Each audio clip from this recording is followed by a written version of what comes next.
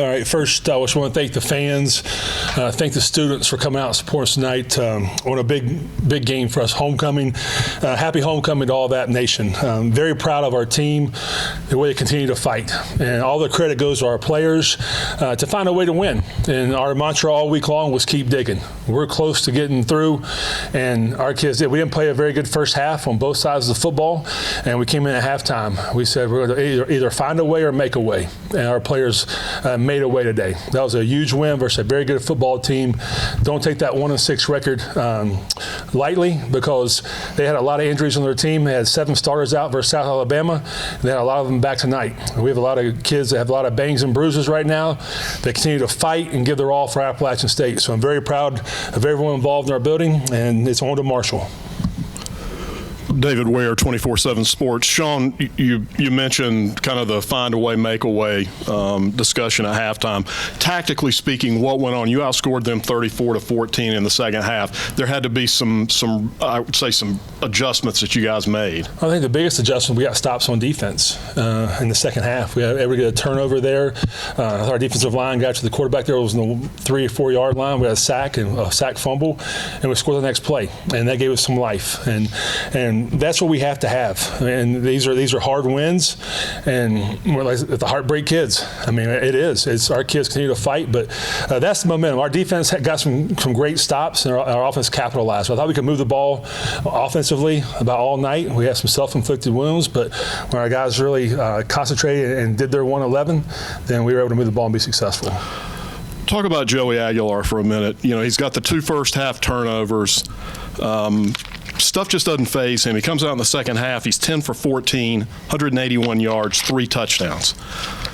What is it about Joey that he's able to kind of compartmentalize the things that have happened before, leave them on the sideline, and go out and perform that way when it really matters? That's Joey, California. I mean, it's nothing phases Joey. Even with the 2 turnovers he had, he came back and looked me right in the eye and said, "Coach, I got you."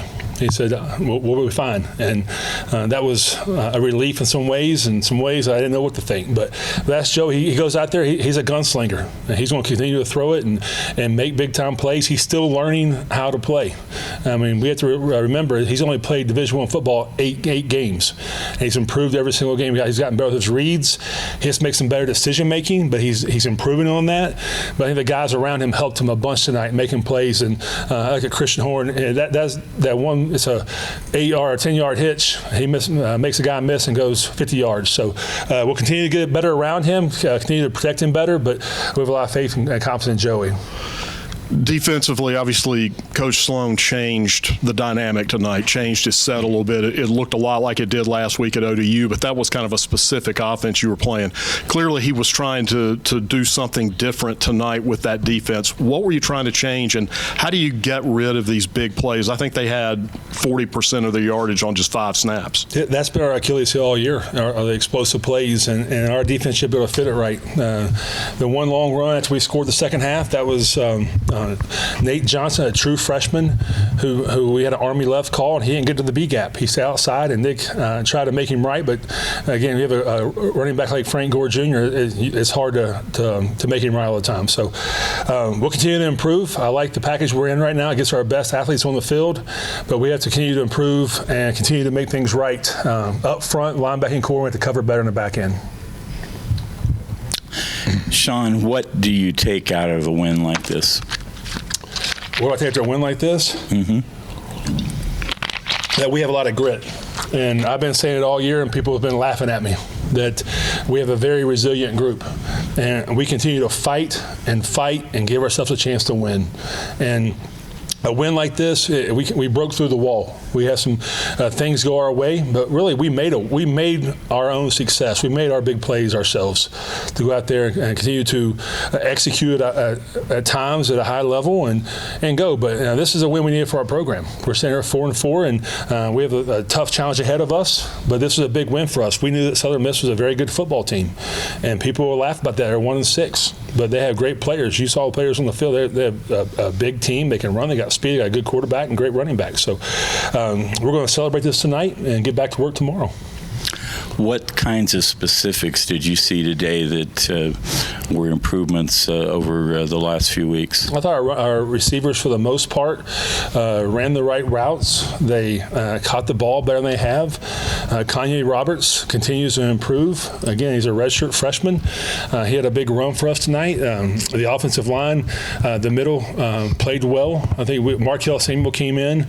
He's a kid that's learning how to play football. He's a defensive lineman for the first 3 years of his college career, and he's working his way to be a better football player at tackle, and we need those. Defensively, I think E.J. Jackson gave us some great playing time out there. I mean, the list goes on. We have to get better, and that's the reality of it. But there's a lot of good takeaways that we had in this game that we'll go back, get corrected, and move on. It's a lot better to get things corrected after a win than after a loss, but that's where we are right now. Hey, Coach Cam Gaskins, WBTV in Charlotte. I saw right before the start of the second half, you got the entire team huddled up on the sideline and you gave them a message.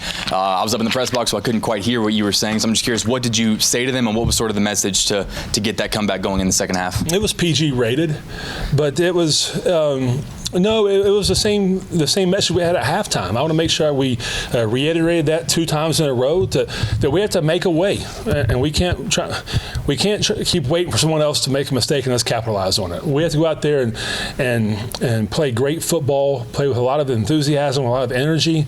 And I thought as the game went on, we did better at that. And we're learning. We are learning how to win. And that's a good thing. But again, we have a lot of room for improvement. But again, it's better to get this corrected after a win and then come back on tomorrow and get things ready for Marshall. Chance Chamberlain, the Appalachian. Coach, rushing lanes tonight were hard to find, but then Kanye Roberts broke free for a 61-yard touchdown. Can you speak about the impact that Kanye brings to this team overall? Yeah, it's the rushing game. You look at their defensive line; they were 6'2", 300 plus all the way across the board, and we knew we couldn't run up the middle. We had to run sideline to sideline and make the big guys move. And the one thing Coach Ponce did a great job. He kept coming back to it. But to answer your question about Kanye, I'm proud of Kanye. He's in a good spot right now. I mean, he's got his life in the right direction. He's got straight A's.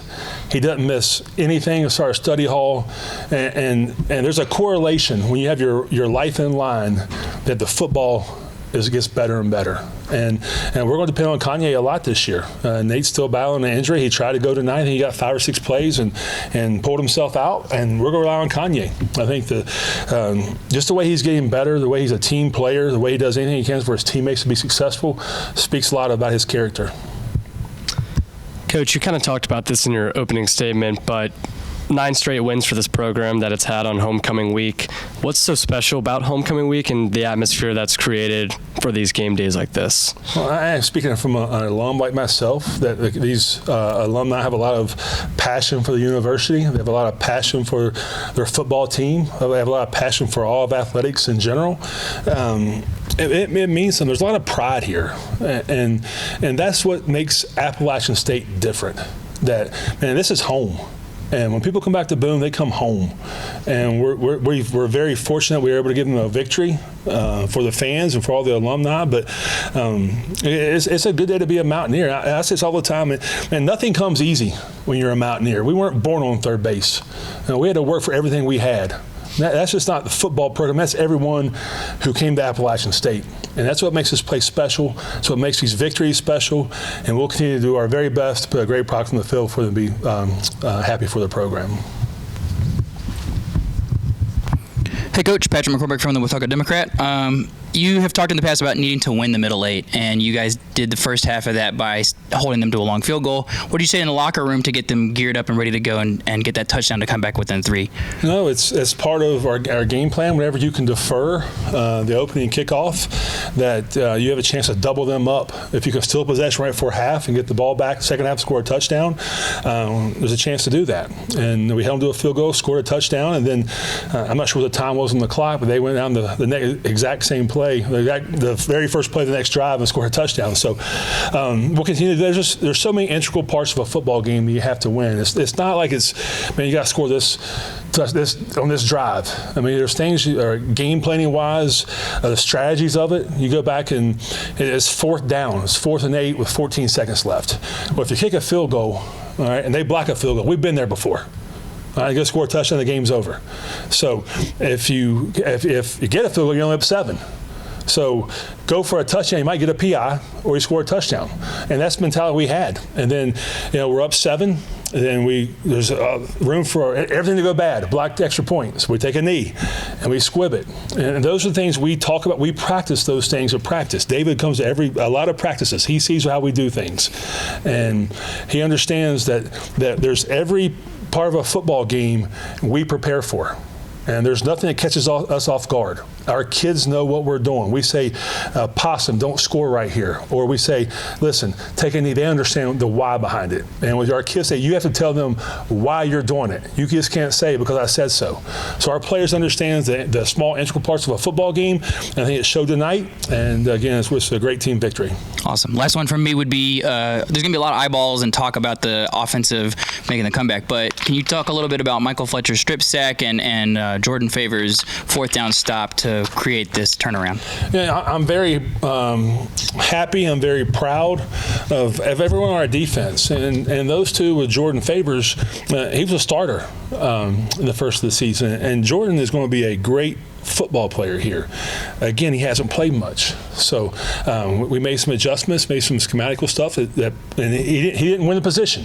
And you have to earn your right to be a starter on this football team.